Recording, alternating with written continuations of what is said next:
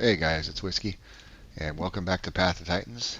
And last week on Path of Titans, I played the Dominus, a little bit of PT Giga, PT Rex, Cerato, and the Leviathan in the Grand Plains River. So I've got some clips from each of those experiences that I wanted to share with y'all, and I'll get started right now with the Dominus. The Dominus is considered widely by many the most OP creature in this game. This and the C-Rex are the two most OP. This one's probably the most OP in my opinion. It is a fire-breathing dragon that can attack from the air,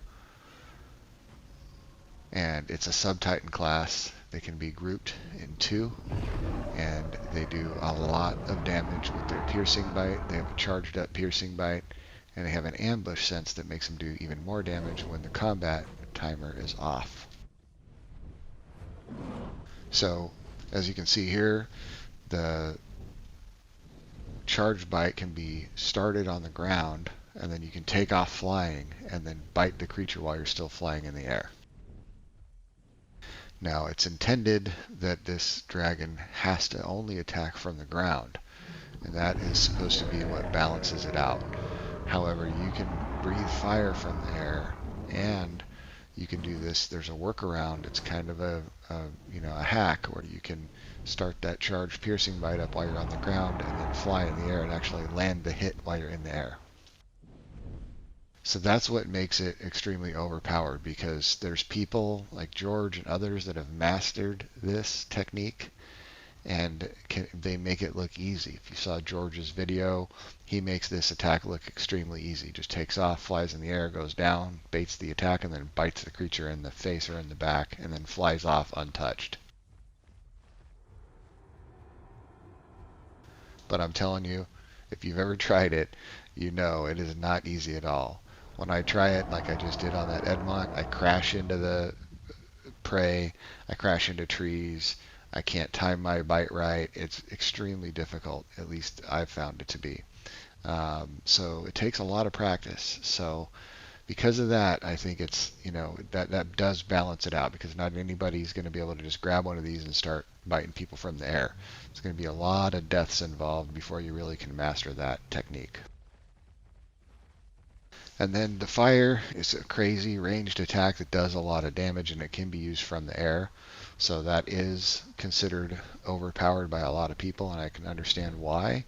However, the counter to that is that if you're wet, it can't burn you. So if you see Dominus around, get wet.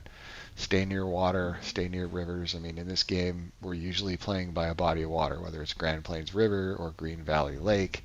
There's always some water nearby. So if you see Dominus in the area, or you just want to be prepared, use that fire insurance and go get wet and stay wet all the time. You just dip in the water real quick and you'll stay wet for several minutes, and you don't have to worry about the fire attacks. The other thing is use the trees. With the update of Grand Plains, there's lots of trees all over the place. Stay near, in and around the trees. It makes it very, very hard for the Dominus to attack you that way. They can't see you, and they also take collision damage when they crash into the trees. So that's a good way to counter the Dominus, and that's what really, in the end, kind of balances it out, in my opinion. If I was going to do anything else to it, I would make it a solo instead of a duo, and I think that would actually balance it out perfectly. But it really is a classic dragon, and it's like a Skyrim dragon that when you play it, you feel like a dragon. So I love it, and I am glad it's in the game, and I love seeing these things, like I said, flying around and fighting other stuff in the game. So I think people will get used to it. It'll balance out in the end, and people start learning counters to it and make adjustments to learn how to play against it. And I think in time it'll be fine, and it doesn't really, I don't think, need to be removed or anything. This next clip was, that first one was George and I on dragons, and he was showing me the ways of the dragons. And then after that, we hopped on some PT Gigas to take out an Argent. The PT Giga, in my opinion, is the very best creature to take out an Argent, and I love doing that. from time to time. I'm on my my 28th Argent kill now, so I'm keeping tally of those, and I have a video coming of all the highlights of my Argent kills, and that's been a lot of fun. But this is the dinosaur I'm going to pick anytime I want to take out an Argent. I like it better than the DB Giga to do this, although the DB Giga is also very, very good at taking out Argents. I just prefer this one.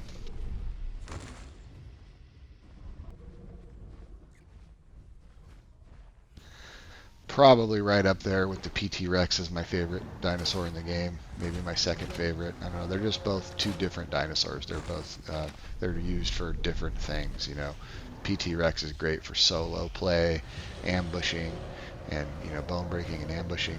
And they're silent. They're stealthy assassins. They're great for that. But the PT Giga is, I think, second to none when it comes to taking out sauropods.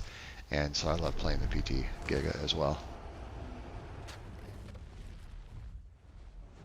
And you can see the Dominus in the background. We've got Spyro there, and then another Black Dragon. They've got a lot of skins, but I love seeing those guys in this game. I don't mind them. I think they fit in pretty well. But this was a very quick Argent fight, actually.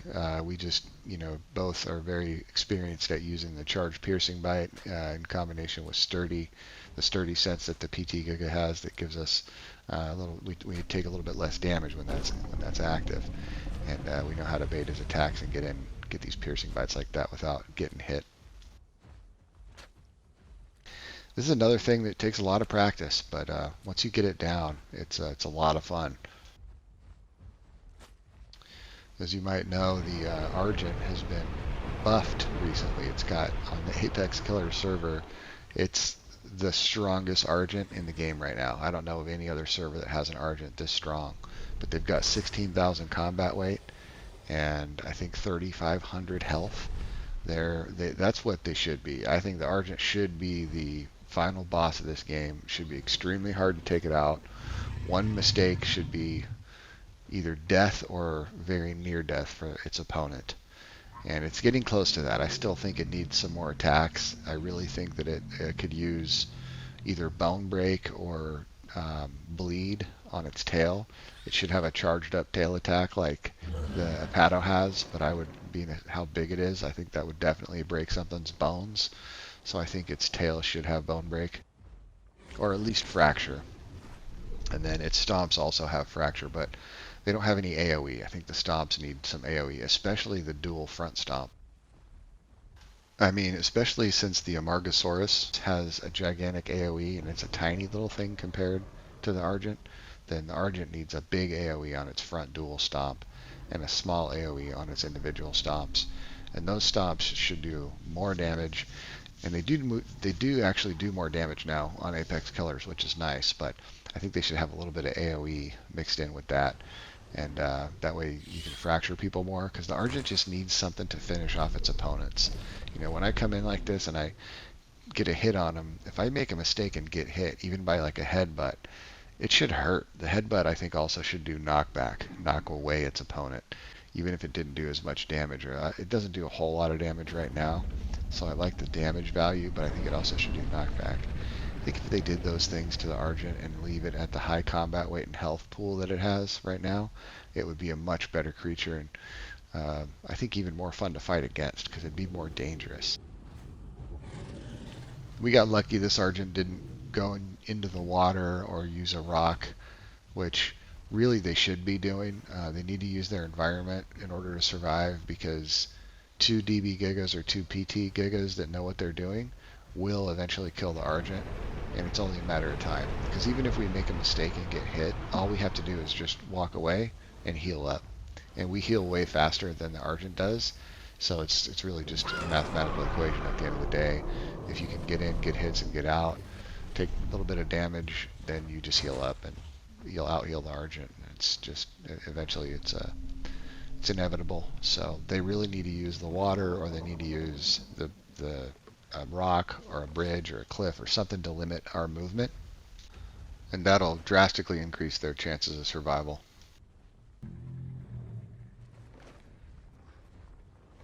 I do use the environment when I play my Argent, but I always try to fight. I always do fight in the open for at least until I'm about half health or maybe a quarter health, and then I'll start using the environment as much as possible. So I don't mind the Argents that are smart and use their environment, but I can't stand the ones that immediately go and submerge themselves or go up onto a rock where you can't even fight them. And like to me, this is a dinosaur game where the whole point is to go out and fight on your dinosaur. So somebody that immediately runs to the water or immediately runs to the cliff, I don't understand. I don't understand why you'd want to play an Argent and just stand around and eat and drink all day and never get into a fight. But I guess some people do like that. This area of Grand Plains can be very popular, usually is very popular. So it gets kind of tricky, doing these fights with all this other stuff around. You can see here I'm kind of having to run through people's body downs and other creatures that are drinking and stuff. And I try not to do that, but like obviously in this case right here, it's sort of impossible. But you can see how I'm taking a really wide berth. Like I had to take that path to run away so I didn't get hit by the Argent. And I was careful to avoid everybody and not run through their bodies. And then I took a real wide berth around this way. So I'm trying to be respectful of their personal space. And I really think that's important for everybody to do in this game. You should be really conscientious about where people are if they're on a body down. Like don't go running through people's bodies down. It's just rude, and it'll get you attacked. So that was the Argent kill, and that was a fun fight. I just wanted to share that with everybody. But yeah, we should definitely. I think I see way too many people walking through bodies down and stuff like that. It's just going to cause problems. So please be respectful of your other players in the game and give them their space. This is a fight against an Ano, as you can see. My friend Cynics and me were on PT Rexes. He's been wanting to play the PT Rex lately, and he knows this is my favorite. This is Rupert, so we hopped on these together, and there wasn't a whole lot out here to hunt. And he talked me into hunting this Ano. I don't really like hunting Anos on a PT Rex, but we said, what the heck, let's give it a shot. And we hunted this little Ano here on 2 PT Rexes. You can see there I switched over to Charge Bite just because Bone Brick's not going to help us at all fight this Ano, but that Charge Bite does a lot of damage. So we're going to use that and try to avoid his attacks and land a bunch of these Charge Bites on him. See how long it takes to kill him.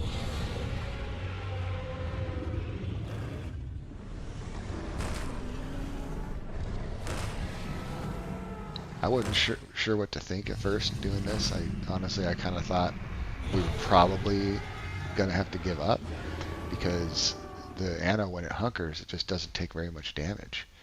But I was actually surprised that I guess this bite on the Rex does a lot more damage than I thought. And I know the Ano's been updated recently, so it doesn't have as much damage mitigation as it used to. And I know some of its attacks require it to get out of hunker. And also, and that's when you want to hit them, is when they're out of hunker.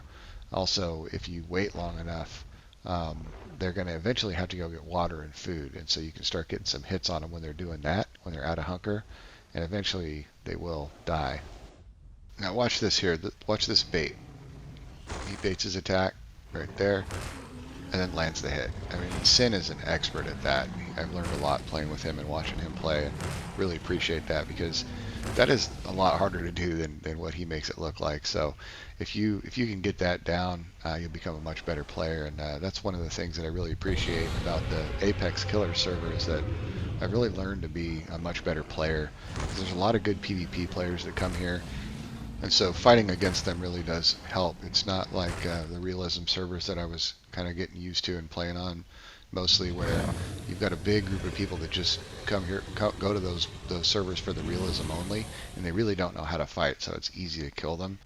And that's never really going to help us improve as players when we're only playing against players that don't really know PvP. And that's one of the reasons I love the Apex Killer server, because you get a good mix of players, and there are some really good PvP players here.